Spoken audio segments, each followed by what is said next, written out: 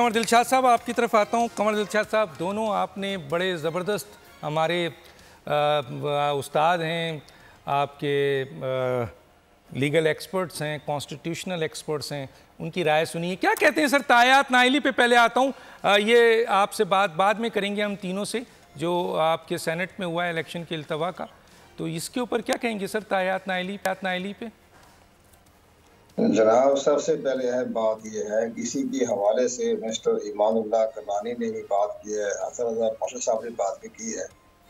तो इनको साथ को बात को आगे बढ़ाने से पहले मैं ये गुजारिश करूंगा कि आपके ही प्रोग्राम में हमें साबिक चीफ जस्टिस इफ्तिखार चौधरी से लेकर उमर बदियार, साकिब निसार, जस्टिस गुलजार, सासिफ सईद खोसा, हमने शदीद तनकीद की उनके रिमार्क्स पर, उनके फैसले पर। आप भी गवाह हैं और हसन रज़ा पाशा साहब भी गवाह हैं, और जनाब मिस्टर ईमानुल्लाह करनानी भी हमारे प्रोग्राम में होते थे शरीक। तो हमारा एक ही पॉइंट ऑफ व्यू होता था कि जजेस हजरात को अपने रिमार्क्स देते वक्त बड़े मोहतात रवैया अख्तियार करना चाहिए। अब सबसे पहली बात, ठीक है कि आपके आइन में आर्टिकल 62(1)(f में ताहयात का कोई जिक्र नहीं है, और इसी तरह आर्टिकल 63(1) है।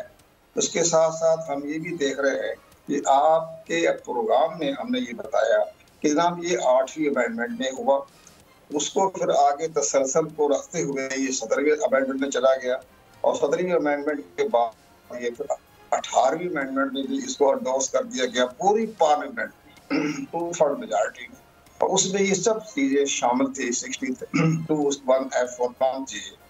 अब इसके साथ साथ 27 जुलाई 2017 को जो पूरा बेंच ने, 5 रुकनी बेंच ने, जिसके सरबराह जो थे वो आसिफ सईद खोसा साहब थे, उन्होंने एक ताहयात तहत करार दी बाद शख्सियात को। अब उसके बाद आप ये देखेंगे 2017 के बाद जब 2024 में आ गया, तो अब इसको आप गाइड करने के लिए अखबार में इश्तिहार देते हैं कि जनाब बहुत बड़ा एक लार्जर बेंच बैठ रहा है, पाकिस्तान का मसला नंबर 1 है वो, और हम 2 जनवरी को फैसला करेंगे। जनाब शेड्यूल जारी हो चुका, इंतखाबात की आमद हो रही है 8 फरवरी को, और आप अखबारात में इश्तिहार दे रहे हैं कि हमने 2 जनवरी को फैसला करना है। ये कौन सा कौम का मसला था? एक समीउल्लाह बलोच को जानता कोई नहीं है, उसका नाम को आपने इंटरनेशनल लेवल पे उसको उजागर कर दिया, नंबर 1। दूसरी बात यह है कि हमारे ऑनरेबल चीफ जस्टिस साहब जो है वो कहते हैं कि इस्लाम में नहीं लिखा ताहयात नाइली होने का। तो आप इस्लाम के बारे में फतवा देने से पहले जो हमारे मुफ्ती आजम हैं, तकी उस्मानी साहब हैं, ताहिर आशिकी साहब हैं, मौलाना मुफ्ती मनीब रहमान साहब हैं, बड़ी बड़ी शख्सियात हैं, आप उनसे पूछें।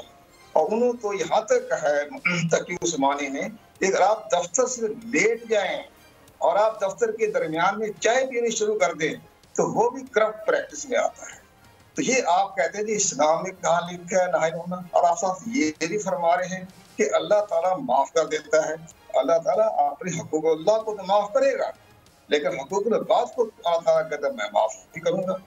तो ये इस्लाम के साथ हमारे चीफ जस्टिस साहब मुफ्ती आजम कैसे बन गए?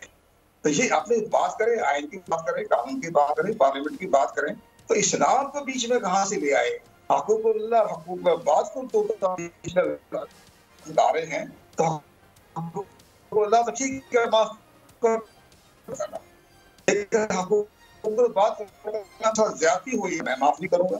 तो ये सारी चीजें आपके सामने हम जेरे समाप्त हो रही है। अब इसके साथ साथ आपने ठीक कहा है, ये पर्सनल स्पेसिफिकेशन के तहत ये बेंच बड़ा है, इश्तिहार दिए गए हैं। तो ये चीजें आप ठीक है, आपके पास ताकत है, और आप ताकत के जोर से आप अपने सारा कॉन्स्टिट्यूशन बदल दें। अब वो हमारे एक ऑनरेबल इतनी शदीद आपके प्रोग्राम में उमर बंदियार के फैसले को हमने चैलेंज आपके सामने कहा था कि उन्होंने कहा कि वोट आप तहरीक जो 63(1) के तहत आप अपना वोट कास्ट कर सकते हैं तहरीक एतमाद में, लेकिन कास्ट तो कर सकते, काउंट नहीं होगा, गिनती नहीं होगा। हमने आपके प्रोग्राम में कहा कि जनाब ये तो आइन को सबोताज करने का एक सिलसिला शुरू हो चुका है, और जबकि 2 ऑनरेबल जजों ने उसको कहा कि आइन की रीड्राफ्टिंग है, बड़े ऑनरेबल जज से बड़ा शदीद उन्होंने रिएक्शन दिया। तो इसी तरह के हमारे मौजूदा मामले में देखते कहते हैं जी इस्लाम में तो लिखा ही नहीं है नाइल होना, اسلام میں جو کوئی جھوٹ بولتا ہے وہ قیامت تک وہ شخص جو ہے اس کو معاف نہیں کیا جا سکتا. اسلام میں رسول پاک صلی اللہ علیہ وسلم نے فرمایا کہ جو جھوٹ بولے گا اس کو کوئی طاقت کوئی چیز کو معاف نہیں کی جائے گی. جھوٹ بولنے والا تو ناقابل معافی ہے. جس کے لیے حقائق کو چھپانا, جھوٹ بولنا, یہ ساری باتیں کرنا, وہی ہمارا آرٹیکل 62(1)(f) ہے. اور آرٹیکل 62(1)(f) جو ہے وہ آرٹیکل 2(a) سے منسلک ہے, یعنی قرارداد مقاصد کے ساتھ منسلک ہے.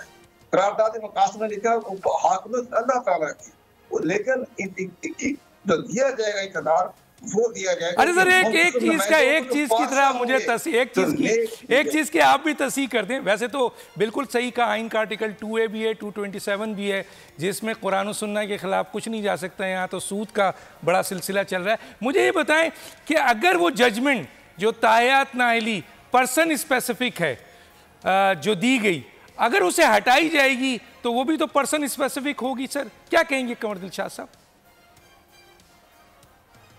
بس آپ کے پاس سر 40 سیکنڈ ہے, پھر میں آگے آؤں گا. یہ جو آپ نے میں بتاتا ہوں آرٹیکل جو ہمارا الیکشن ایکٹ 2017 کا جو سیکشن 232 کی گئی ہے, اس وقت ترمیم کی جب کہ قومی اسمبلی اپنی آخری سانس لے رہی تھی. وہ اگست میں ترمیم کی گئی, ایک رات میں 55 ترمیمیں کی گئی, ایک رات میں 55 ترمیمیں کی گئی. اس میں شامل کیا گیا تھا. تو وہ بھی ایک ذاتی مفادات تھے, پرسنل اسپیسیفک ہے. ٹھیک ہے. سبسکرائب کریں اور بیل دبائیں تاکہ کوئی خبر رہ نہ جائے.